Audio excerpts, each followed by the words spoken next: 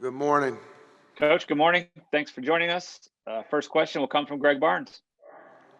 Good morning, Phil. Mac mentioned that Chandler's finally gotten comfortable with the offense and has chemistry with the offensive line. Was there a point where it kind of clicked in for him, or has this been kind of a natural progression for him, getting used to everything? So when he got here in the spring, we felt like he was the talent that we thought he was, and he took the spring to learn the offense, and it's a little bit different. So you got to kind of get in a rhythm, but he's gotten better just about every week, and he's really dangerous when he beats the line of scrimmage. So I think when we do a good job physically of controlling the line of scrimmage, you really get an opportunity to see, his true talent is when he's heading downhill and he's across the line of scrimmage. Whereas, like Michael Carter, for instance, could do a lot of things. He could erase mistakes and do a lot of things and get himself out of trouble and earn yards that we didn't block for and that kind of thing in our backfield. And I think as we secure the line of scrimmage and Ty beats it, he's special, and he's hard to tackle, and he's a downhill kid, and he has tremendous speed, as you saw on Saturday. And so I hope these last three regular season games you see the same out of Ty. Thank you. Michael Coe, go ahead. Hey, Coach. So Antoine Greene had probably his best game of the year Saturday against Wake, 6 catches, 83 yards, and a touchdown. Do you see him? How much of a boost is that to the offense when a guy like Antoine can be the number one receiver when someone like Josh doesn't have as big a game as usual?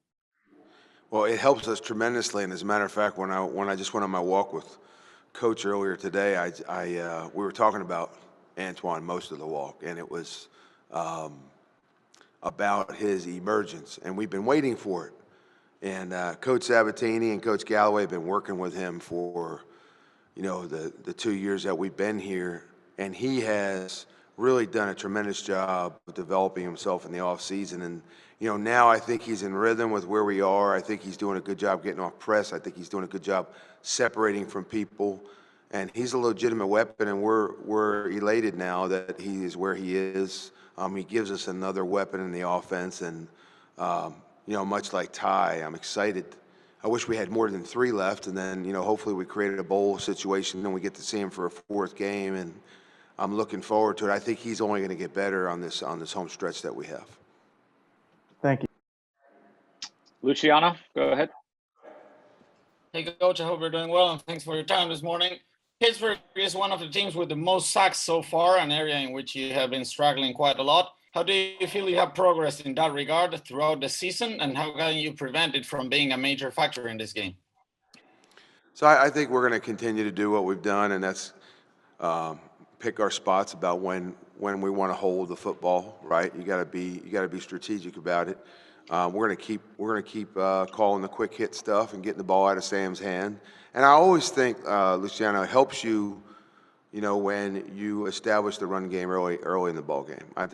You control the line of scrimmage, and it helps you throw the football through play action and off RPOs, and you don't have to strictly rely on throwing the football, off the straight drop back action. And when you can do that, you minimize the number of times that Sam has to sit back there and hold the football. And then the other thing is, we're doing a great job right now. We're top 10 in the country in avoiding third downs. I've always said, right now I think we're top 10 in third down conversions, but my more favorite stat is staying out of third down.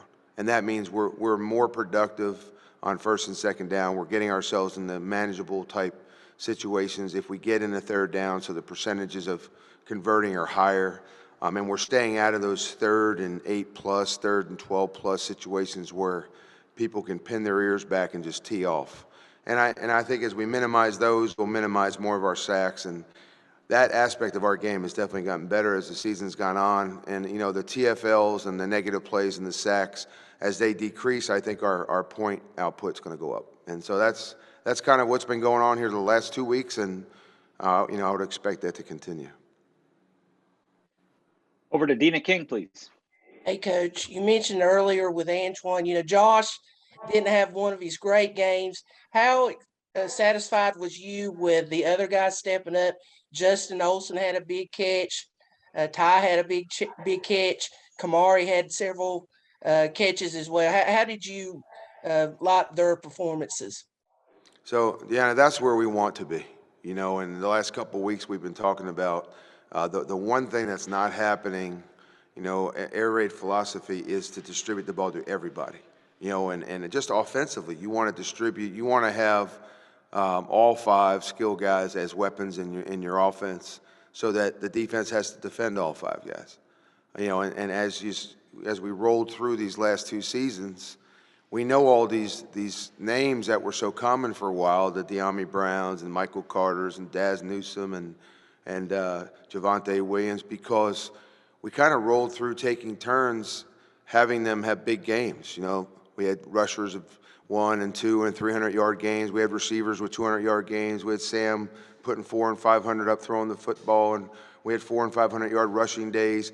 It just was distribution throughout all our skill players. And being able to effectively attack a defense, either running it or throwing it. And so when you're balanced like that from a personnel standpoint and from a pass run standpoint, I think it makes us the more difficult to defend, and that's the world that we want to live in. So the emergence of Justin Olsen and Antoine Greene and you know, in conjunction with Josh Downs, and now Ty Chandler is heating it up in the backfield, and Sam is a running weapon. You know, I'm able to talk about 4, 5, 6 people now as weapons in the offense, and we weren't in that rhythm, and we weren't ready to be that team earlier in the season, and we are now. And so the trick for us is to keep some consistency and perform the same way at Pittsburgh and as we go forward here. Andrew Jones, go ahead. Hey, Coach, staying on that, Sam's able to distribute the ball, not just to different guys, but just throwing a little bit more vertically. I know that the completed passes 20 yards down the field or more have picked up the last couple of games. How much of this is a result of something that you did during the bye week to tweak? And what else is playing into the fact that there are more options for Sam and he's finding a greater variety of guys now?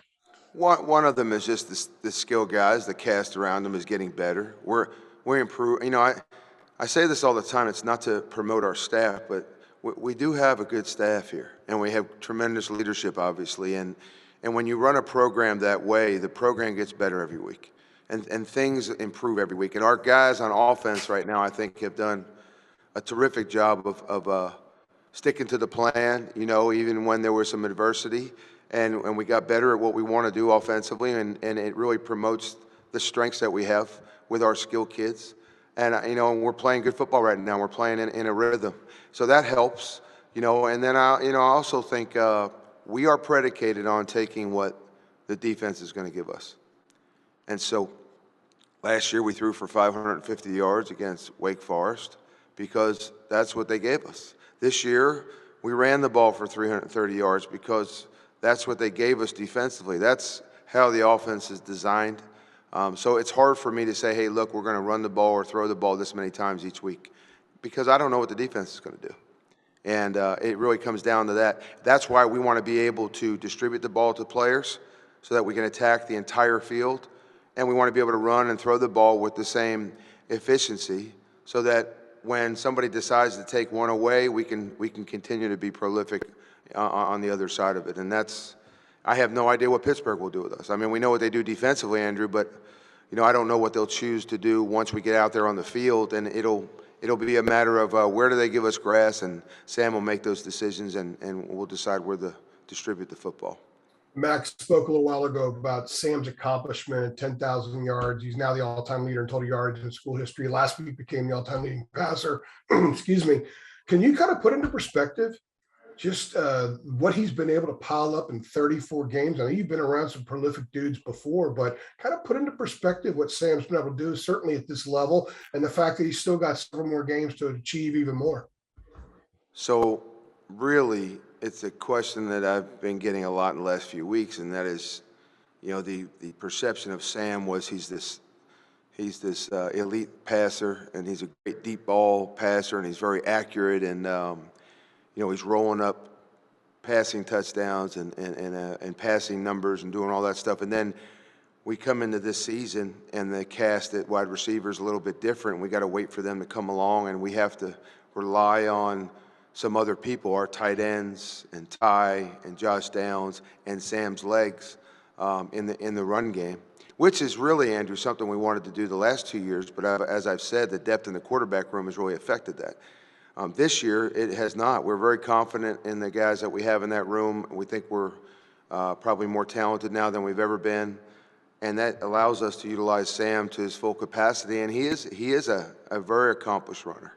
And so, what you don't know about him, and what you don't really can appreciate, I think, when you're not on this side of it, he's run for a lot of yards. He's thrown for a lot of yards. He's made a lot of tremendous plays. And what you don't see are the 70, 80, 90 decisions that he makes a week offensively.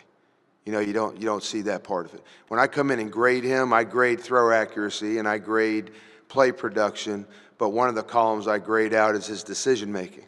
And that's probably the most important part of his position. And it's hard as a fan in the stands to appreciate that, because you don't realize all of the things that he's making decisions on during the course of the game, you know, in a second's notice. And he is exceptional. He is an elite quarterback in that area of the game. And that has led to him just being able to go out and show what he can do athletically, both throwing the football and running the ball. So really, that's what I'm most proud of with him, is being consistently efficient is what we talk about, and that has been Sam Howell for the last 3 years. Thank you. Appreciate that. Okay, our last question for Coach Longo will come from Gregory Hall. Hey, Phil, you mentioned what the defense gives you. Pitt's obviously one of the best run defenses in the country. Just how are you preparing to face them, considering you guys are coming off one of your best rushing games of the season? You know, I really liken it to our preparation for Miami and for Notre Dame. I mean, Miami's so athletic, so much talent at all the positions. Notre Dame is one of the more well-coached defenses we saw. So they're very different from each other, but in their own way, they had the ability to be really, really good. If they show up and play well on that day, you've got a tall task at hand. And so, looking at Pitt, they have a good scheme. They've been running it for a while. There's veterans on the defense. They know the scheme. They know the weaknesses in the scheme. So you can look at them and say, look, they're giving up this, that, or the other thing. And you want to attack those things. And then, when you look at those areas of supposed weakness on their defense, and you look at the production on those plays or in those areas, they do a really good job of defending, what it looks like should be their weakness. It's like cover two. You want to make that whole shot and throttle the fade down and make that two throw in there. We all know that, but a good cover two team knows their own weakness, and they do a good job of squeezing the hole and defending it so that you can't attack it the way you really think you can, schematically on the board. And that is how Pittsburgh's defense is. Pittsburgh's defense is going to suffocate the front. They're going to keep everything inside, and they're going to squeeze the run game. They want to bounce it all out laterally so that their speed talent can run it down on the perimeter. And they have some very accomplished corners. And in order to do what they do, they've got to be very good at corner and at safety, and they are. And so what you think might be great one-on-one individual battles are really very difficult, and they do a good job of getting guys help when you don't think they can. So we have our work cut out for us. We played them 2 years ago. They're not much different than they were 2 years ago. They're still super physical. They tackle well. They pursue well. I think they mirror the personality of their head coach, and as long as he's there, they're going to be physical, and they're going to punch in them out defensively, and they're going to make you beat them. So we've got to be physical on Thursday night, and we've got to minimize our mistakes, and we've got to take what they give us when they give it to us. All right, Coach, thanks for a couple of minutes this morning. Appreciate it. All right, y'all have a good one.